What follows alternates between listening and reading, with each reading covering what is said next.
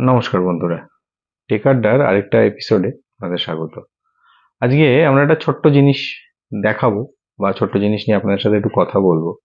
সেটা হচ্ছে আমরা যারা বিভিন্ন রকম ব্যবসা করি বা বিভিন্ন রকম প্রচার করি বা ধরুন অনেক সময় আমরা আমাদের অফিসে কিছু internal public address system use করতে চাইছি, কিন্তু তার জন্য আমরা বেশি কিছু খরচাও করতে চাইছি না বা বিরাট কিছু সেট আপও করতে চাইছি না।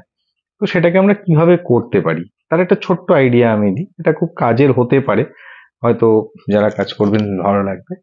সেটা হচ্ছে আপনার যদি এরকম একটা ছোট স্পিকার থাকে, এই যে ছোট্ট স্পিকারটা দেখছেন, এরকম একটা ছোট্ট স্পিকার, এটা বিভিন্ন কোম্পানির পাওয়া যায়, অ্যামাজন বা অন্যান্য কোম্পানির। এই স্পিকার যদি একটা থাকে, আর এই যে মাইক্রোফোন আমরা ইউজ করি না, এই মাইক্রোফোন যদি একটা থাকে, তাহলে আপনি এটাকে খুব সুন্দর করে পাবলিক অ্যাড্রেস সিস্টেম হিসেবে ইউজ করতে পারেন। এই মাইক্রোফোনের যে রিসিভারটা আছে, সেই রিসিভারটা এখানে এর পেছনের এই অক্সিলিয়ারি পোর্টটায় কানেক্ট করা যায়, এবং কানেক্ট করে দিলে আপনার মাইক্রোফোন দিয়ে আপনি যাই বলুন না কেন সেটা এখানে বাজতে থাকে। তো এটাকে একটা পিএ সিস্টেম হিসেবে আমরা ইউজ করতে পারি। এর একটা ডেমো আমি আপনাদেরকে দেখাবো, ডেমোটা দেখুন, বুঝতে পারবেন কিভাবে ব্যাপারটা হতে পারে।